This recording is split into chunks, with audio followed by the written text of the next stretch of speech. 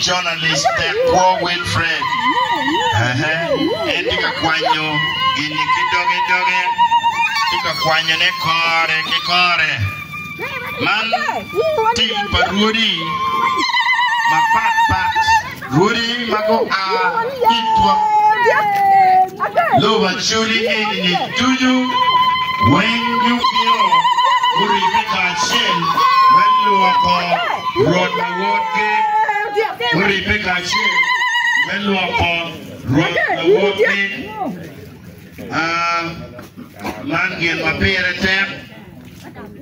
iwa yomi yemada numero inero matini